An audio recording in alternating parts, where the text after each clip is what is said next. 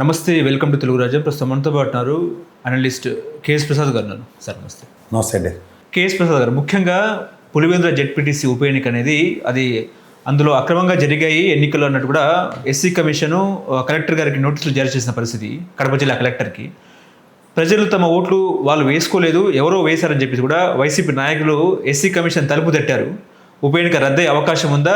SC commission నోటీసులు ఎట్లా చూడొచ్చు మనం అంటే ఏం చెప్తారు సార్? నాకు అస్సలు ఎలక్షన్ కమిషన్ మీద నమ్మకం లేదు. అలా పని చేస్తారని నేను కళ్ళలో కూడా ఊహించలేదు. అంతకెందుకండి, అది దాన్ని ఏమంటారు, 2 పోలింగ్ బూత్లో బైపోల్ పెట్టారు కదా నెక్స్ట్ డే, అప్పుడే వాళ్ళు కళ్ళు తెరుచుకోవాలి. కళ్ళ ముందు ఏం జరుగుతుందో అక్కడ నిజంగా వీళ్ళు వైఎస్ఆర్సీపీ వాళ్ళు మాలో కల్లా బిహేవ్ చేస్తున్నారు. కానీ మొత్తం పెరేడ్ చేయించారు అనుకోండి, ఇలా వేళ్ళు పెట్టి చూపించగలరా ఎక్కడన్నా? ఎస్సీ కమిషన్కి వెళ్ళి కంప్లైంట్ ఇచ్చినంత మాత్రం నేనైతే ఒకటే లచ్చకి సీటీ సంతకు గాజులు. నేను మళ్ళీ చెప్పేది ఒక డీకే అరుణమ్మ ఎలక్షనే తెలంగాణలో. ఓకే, ఏడు చేశారు. ఆ వ్యవస్థ భ్రష్టు పట్టుకుపోయింది, రాజకీయ కబంధ హస్తాల్లో చిక్కుపోయి. ఇండిపెండెంట్ ఎంటిటీ అన్నది పేరుకు మాత్రమే. వాళ్ళు అసలు they are not using their own discretions at all. Without using their discretions they are conducting elections and according to somebody's rules and fancies they are been working. ఇది వాస్తవం, ప్రజలు గ్రహించి తీరలేదు. ఇది ఈ విధంగా కోకటి వేలు నుంచి దాన్ని ప్రక్షాళించబడి కాన్స్టిట్యూషన్ అమెండ్మెంట్స్ తీసుకొచ్చి ఎలక్షన్ కమిషన్కి విధి విధానాలు డిసైడ్ చేసేదాకా మన ఎవ్వరూ ఈ ప్రజాస్వామ్యంలో ఉన్న ఫాల్స్ ఇల్యూజన్లో బతకడమే తప్ప వాళ్ళతో అయితే ఏం కాదు. అయిపోయింది అది. దానికి ఈ ఎలాంటి ప్రక్షాళన కావాలంటే ఇప్పుడు కంటి తొడుపు జరిగే బీఆర్ ఎలక్షన్ జరుగుతుంది చూడండి, అప్పుడు కనుమని రాకుండా వదిలేస్తారు. ఈ తెలంగాణ హర్యానాలో చిన్న వదిలేస్తారు చూడండి, కాంగ్రెస్కి అలా వదిలేస్తారు. ఓకే, వాళ్ళు చాలా ఖతర్నాక్. కానీ ఆ వ్యవస్థను ప్రక్షాళించడానికి మొదటి పిలక దొరికింది. ఈ పిలక అంతు చూసేదాకా నిద్రపోకుండా ఎలక్షన్ కనుక వెళ్తే గ్యారంటీగా ఉంటుంది. ఎందుకంటే this is not the way at all. They are killing democracy.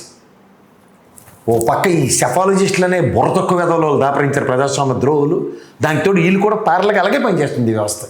No అసలు కళ్ళ ముందు ఇంతంత జరిగితే చెదురుముదురు గట్లు. మీరు పిన్నెల రామకృష్ణారెడ్డి గారి కేసు ఒకసారి చెప్పండి.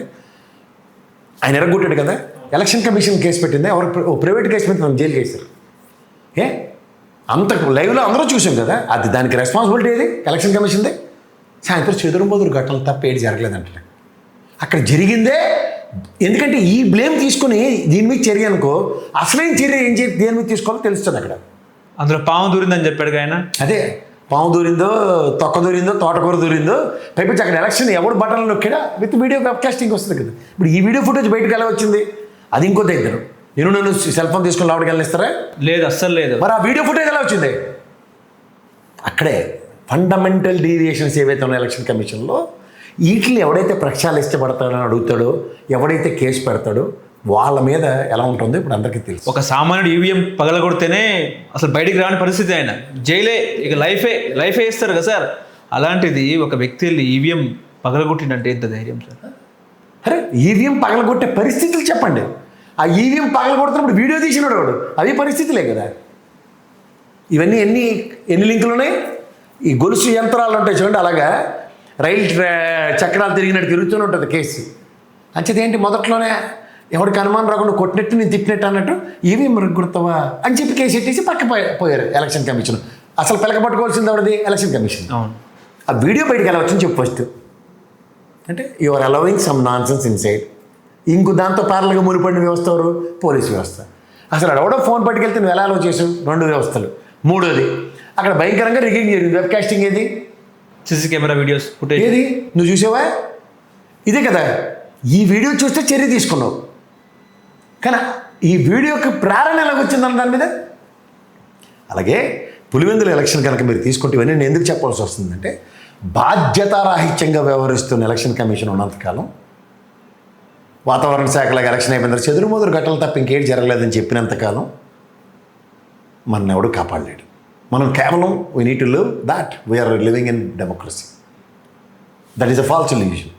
ఇక్కడ జరుగుతుంది ఏంటంటే, వాళ్ళ కబంధ హస్తాల్లో వ్యవస్థలను తీసుకుని వాళ్ళకి అనుగుణంగా స్థానికేతరులు అక్కడ తిరుగుతుంటే, ఎలక్షన్ కోడ్ మీకు తెలుసు కదా, నాకు తెలుసు కదా, స్థానికేతరుల ఏది జరిగేది ఎలక్షన్ కమిషన్ నుంచి? వాళ్ళకి ఏం సంబంధం అసలు స్థానికేతరులు? మినిస్టర్ గారే అక్కడ తిరుగుతుంటే ఎలక్షన్ కమిషన్ రెస్పాన్సిబిలిటీ ఏది? ఇప్పటికి ఎక్స్ప్లెనేషన్ అడిగిందా ప్రభుత్వాన్ని? What for is there in Ontimitta అని ఇలాంటివి కానీ ఉంటే మీరు చెప్పండి. బై ఎలక్షన్లు వస్తాయట, చర్యలు ఉంటాయట అని. ఏమీ తీసుకోరు. ఒక దద్ది వ్యవస్థ అది. మరి ఎందుకు మరి నోటీస్ ఇచ్చినట్టు కలెక్టర్కి ఎస్సీ కమిషన్? లచ్చికి సీటీ సంతకు గాజులు సామెత తెలుసా మీకు? అదే ఏముంటుంది చెప్పండి? ఏమీ ఉండదు. అరే ఊర్లో అందరూ నిలబడి మా ఓట్లు లేవు ఎత్తుకెళ్ళిపోయారా నాలుగు గోలెడుతుంటే వాళ్ళని పరిరక్షించవలసిన పోలీస్ వ్యవస్థ మా స్తబ్దంగానే ఉంది. వాళ్ళని ఈ విధంగా చేస్తున్న ఎలక్షన్ కమిషన్ స్తబ్దంగా ఉండి వాళ్ళ ఎలక్షన్ కమిషన్ ప్రతిస్పందిస్తుందా? నవ్వుతారు ఎవరన్నా? కాకి చూడండి ఒక్కరితోనే చూస్తుందట. ఆ గేదెలు ఆవులు కూడా బైఫోకల్ అంటారు, ఒకటే కన్ను కనబడుతుంది దానికి, డబల్ రిఫ్లెక్షన్. మళ్ళీ అలా అట్లీస్ట్ డబల్ రిఫ్లెక్షన్ లేదు అంటే మొత్తం టీవీలు అందరికీ ఉంటాయి. ఎలక్షన్ కమిషన్ ఎప్పుడు చూడండి టీవీలు ఉంటాయి. ఈ ఛానల్ తపేలా ఛానల్ని వీళ్ళకి చూపించండి, ఇంకోటి ఎవడో సాక్షిలెట్ చూపిస్తుంది కదా.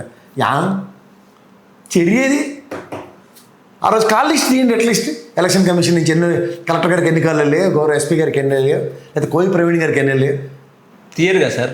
తీస్తారా అట్లా? నన్ను అడిగారు కాబట్టి ఏమేమి చేయాలో చెప్తున్నా. అవి ఏమి తీస్తారా తీరా అన్నది మీరు ఎలక్షన్ కమిషన్ అడగండి. తీరని ముందే చెప్తున్నా. అయిపోయిన పెళ్ళికి బాజాలు కొడదాం అంటే కుదరదు. అవ్వక మునిపే బాజాలు కొడతారో లేకపోతే డీజేలు పెడతారో ముందు తేల్చుకుని ఎలక్షన్ పెడితే అప్పుడు కరెక్ట్గా ఉంటుంది. మొన్నేమో జెడ్పీటీసీ ఉప ఎన్నిక, రేపేమో మున్సిపాలిటీ ఎన్నిక, ఆ తర్వాతనేమో శాసనసభ ఎన్నిక. వైనాడ్ పులివెందుల అన్నట్టు కూడా వ్యూహం రచిస్తున్నారట. రాజు మనోడైతే దెబ్బలకు కరువ. ఇలాంటి ఎలక్షన్ కమిషన్ అంటే ఎలా కావాలంటే అలా వ్యూహం రచించుకోవచ్చు. మాకు ఆల్రెడీ దేశంలోనే మనకు కొట్టొచ్చినట్టు కనబడింది కదా సార్. యాంటీ ఇన్కంబెన్సీ అన్నది ఎక్కడైనా వినబడుతుందా మీకు? ఎందుకంటే నాకు డిమోనిటేషన్ తెలుసు, కరోనా బాధితులు ఎలా చచ్చారో రోడ్ల మీద అందరికీ తెలుసు. తర్వాత జరిగిన రైతుల యొక్క దహనకాండ, రైతులు సంవత్సరాల తరబడి ఉద్యమం చేస్తే ఎంతమంది చచ్చిపోయారో అందరికీ తెలుసు.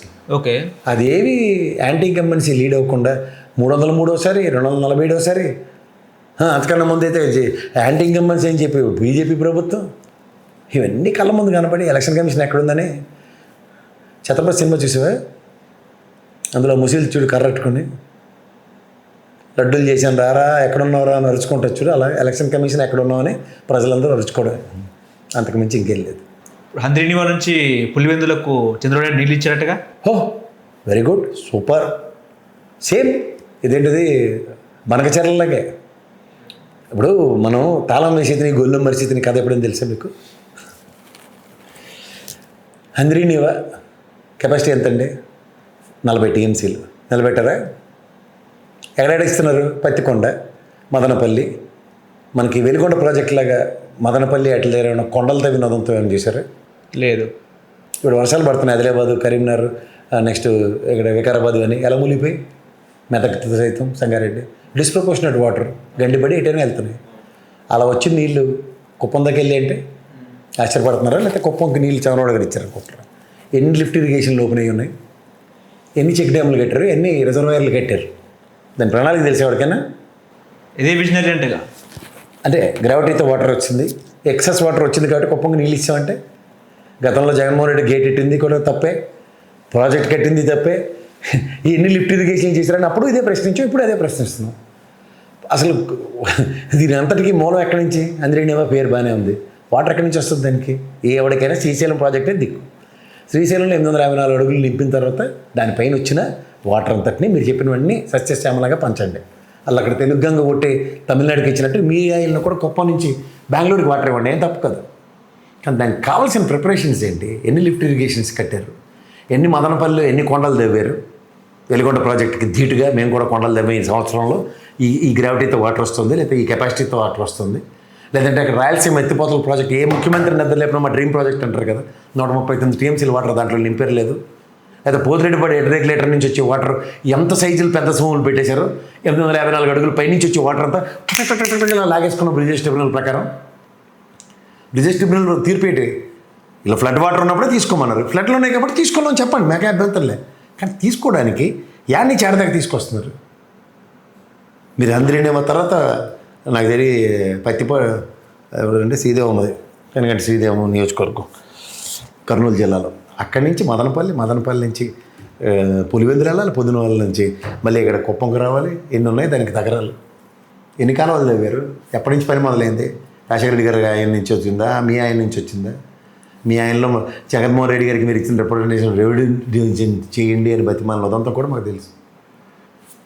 అది చూసిన తర్వాత కుప్పంకి నీళ్ళు ఇచ్చాం, మొత్తం ప్రాజెక్టులు కంప్లీట్ అయిపోయి అప్పుడు భగీరథని నేనే ఇది విజనరీ అంట. Visionary Chandrababu visionary. నేను కాదంటలేదు సార్, నాకు దానికి సంబంధించిన రిజర్వాయర్లు ఎన్ని ఉన్నాయో, చాలామంది మేధావులు ఉన్నారు కింద మీద పడి రాయలసీమ వాటర్ కోసమే ఉద్యమాలు చేసిన నాయకులు మాకు తెలుసు. వాళ్ళ ఆల్మోస్ట్లో ఎవరెవరు ఎలా ఎంత చక్కగా చాలామంది అవుతున్నారో కూడా మాకు తెలుసు. సో వాళ్ళందరి యొక్క సామర్థ్యంలో ఇది జరిగాయి అంటే మేము చిన్నప్పటి నుంచి ఆంధ్రేయ ప్రాజెక్టు, కుప్పం దాకా వాటర్, పులివెందులకి వాటర్ వచ్చింది, ఇవన్నీ కథలుగానే వింటున్నాం. శాశ్వత ప్రయోజనాల, తాత్కాలిక ప్రయోజనాల, దీర్ఘకాలిక ప్రయోజనాల, రాష్ట్ర ప్రయోజనాల, ఇందులో ఏ ప్రయోజనాన్ని జస్టిఫై చేశారో ఒకసారి చెప్పేస్తే మిగిలిన ప్రయోజనాలు అన్నిటి గురించి మేము మాట్లాడుకోవచ్చు. హలో, తెలుగు రాజ్యం ఛానల్ చూస్తున్నారా?